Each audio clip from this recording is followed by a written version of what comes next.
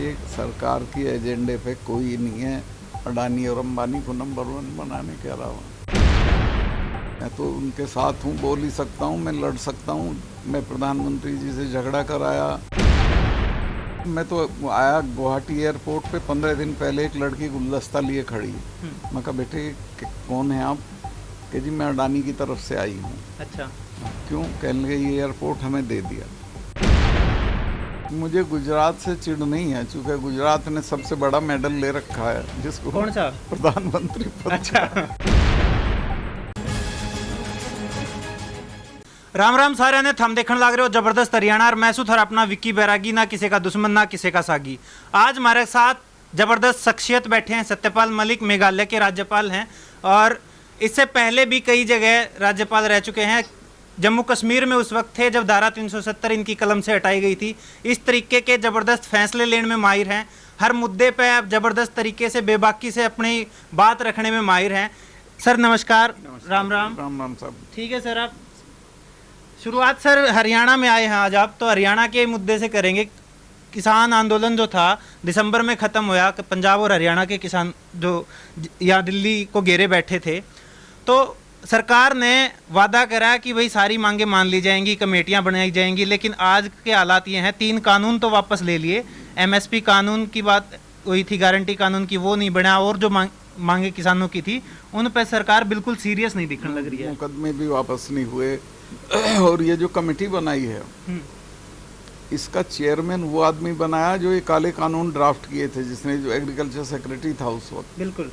तो मैं 3 दिन पहले जालंधर में था, किसानों ने मुझे वहाँ सम्मान किया था।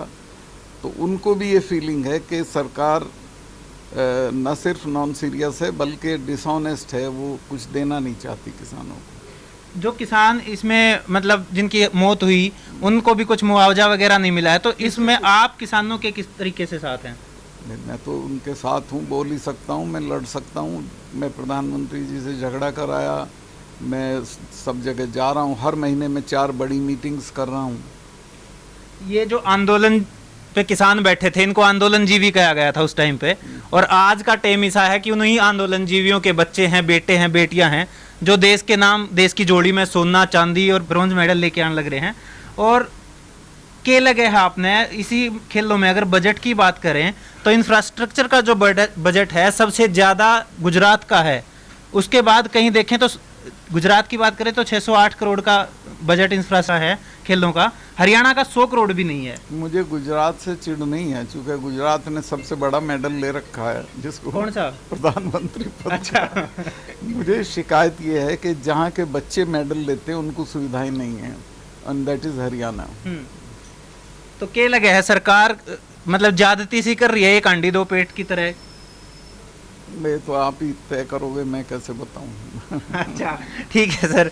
तो सर एक और बात करें महंगाई की, मतलब देश में हाहाकार है, पेट्रोल के दाम, अब तो दाल रोटी पे भी टैक्स लगा दिया गया है। लेकिन सदन में बात करें तो बीजेपी के नेता कहें कि महंगाई है ही नहीं, दिखाई नहीं दे रही। हाँ, तो उसने, जो फाइनेंस मिनिस्टर, उसका बहुत ही गलत बयान है कि कोई महंगाई नहीं है। उसके अलावा सर ईडी की बात करें तो मतलब जो भी यूं दिखा है कि ये थोड़ा सा ऊपर उठने की कोशिश कर रहा है, सरकार के खिलाफ आवाज उठाने की कोशिश कर रहा है, उसी के ऊपर ईडी का पंजा रख दिया जावा है। तो इस पे आप क्या कहना चाहोगे कि सरकार मतलब लोकतंत्र के खिलाफ है या किस तरीके से काम कर रही है? देखिए, संस्थाओं का दुरुपयोग नहीं करना चाहिए। अगर औरों की ईडी करा रहे हो तो अपनी भी करा लो। जो बीजेपी में चला जाता उसकी ईडी बंद हो जाती है, जो बाहर होता उस पर ईडी भेज देते हैं। मतलब बीजेपी जो गंगा की तरिया होगी, डुबकी मार और पवित्र हो जाओ। जो सरकार के साथ है वो, उसकी सारी बेईमानी माफ है। सारी बेईमानी माफ है। एक और जो अगर किसानों की बात करें तो हरियाणा और पंजाब की बात करें, ज़्यादातर बच्चे सेना में भर्ती हुए हैं, जिस तरीके से खेलों में बेहतरीन प्रदर्शन रहा है। और अग्निपथ जो स्कीम लेके आई, हालांकि उसके खिलाफ प्रदर्शन हुए, वो हिंसक हुए, इस वजह से वो दबा दिए गए, लेकिन समस्या अब भी यूं की त्यों है। आप कितना जायज मानो हो अग्निपथ? देखिए, मैं अग्निपथ के बिल्कुल खिलाफ हूँ। इस देश में 2 ही चीज़ बची हुई थी, एक जुडिशरी और एक फौज। फौज ऐसी चीज़ थी जिसमें ना कोई पॉलिटिक्स थी, लोग जज्बे के साथ जाते थे, मरते थे। ऐसी ऐसी एक चुशूल की लड़ाई होती है जिसमें आखिरी कारतूस तक जब ख़त्म हो गया तब मरे एक आदमी वापस नहीं आया था।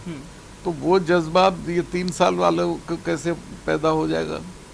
ये फौज को ख़त्म करने की, देखिए बेसिकली तो सही बात मैं कहूँ, खेती ख़त्म, किसानी ख़त्म, खेत की आमदनी ख़त्म, खेत का दाम ख़त्म, एमएसपी ख़त्म, और अब ये फौज बची हुई थी ये भी ख़त्म। तो कुल मिला के किसान को कोई रास्ता सरवाइव करने का नहीं छोड़ रखा है। राजस्थान की बात करें, आपकी अच्छी पकड़ राजस्थान में है, और अब राजस्थान से ही जन्मे जगदीप धनखड़ जो देश के उपराष्ट्रपति नियुक्त हुए हैं, तो मतलब कहीं ना कहीं अंदाजे लगाए जा रहे हैं या बीजेपी की वो भी मान सके हैं कि सत्यपाल मलिक का असर खत्म करने के लिए राजस्थान में उनको चुना गया था, और अगले जो राजस्थान के चुनाव हों उनमें कितना की असर पड़ेगा इस पे, क्या लगा आपने? ये इस पे मेरा बोलना ठीक नहीं है। ये सही है कि मैं राजस्थान में हर महीने 4 बड़ी मीटिंग कर रहा था पिछले 4-6 महीने से, और राजस्थान में जाट वोट, किसान वोट का बहुत बड़ा सेक्शन है। अगर धनखड़ मेरे नीचे तो मिनिस्टर रहे हैं, डिप्टी मिनिस्टर, और मैं उनको बधाई देता हूँ इसके लिए कि वो बन गए हैं। उनके करने से कुछ हो जाए तो मुझे भी अच्छा लगेगा। एक आखिरी सवाल हरियाणा ने लेके ही सर पूछूं हूँ कि जिस तरीके से मेडल आए हैं, जिस तरीके से सेना में बच्चे जाए हैं, वही हरियाणा बेरोजगारी में देश में नंबर 1 है आज के दिन, और सरकार बड़े बड़े वादे करे, हरियाणा नंबर 1 बनाने का वादा करा था, तो वो वादे कहीं ना कहीं पूरे होते नहीं दिख रहे हैं। देखिए, सरकार की एजेंडे पे कोई नहीं है अडानी और अंबानी को नंबर 1 बनाने के अलावा। तो अडानी और अंबानी के चक्कर में जनता यूं ही पिसती रहेगी। देख रहे हो आप, मैं तो आया गुवाहाटी एयरपोर्ट पे 15 दिन पहले एक लड़की गुलदस्ता लिए खड़ी है। मैं कहा बेटे कौन है आप? कि जी मैं अडानी की तरफ से आई हूँ। अच्छा, क्यों? कहने लगे ये एयरपोर्ट हमें दे दिया। अच्छा, एयरपोर्ट उनको दे रहे हैं, सी पोर्ट उनको दे रहे हैं, रेलवेज उनको दे रहे हैं। तो कुल मिला के तुम्हारी तो ये ज़मीन है, इसको भी, खेती को इतनी गैर मुनाफे की कर देंगे कि लोग बेच बेच के भागेंगे। तो कुल मिला के आप हरियाणा की, आपने भी राजनीतिक बातचीत कर रहे हैं तो ज़्यादातर जानकारी है, आपकी माताजी भी हरियाणा से थी रही हैं, तो आपने क्या लगा है हरियाणा सरकार आज के दिन जिस तरीके से मुद्दे लेके आई थी, सत्ता में वो आए, दूसरी टर्म अब चल रही है, तो जनता इस वक्त या उनका कितना असर जनता पे है, कितने? मैं हरियाणा की सरकार पे नहीं बोलूँगा, सब जानते हैं कौन क्या है। वो अब जनता का है, जनता कहती कुछ रहती है, चुनाव में पता नहीं क्या कर दे।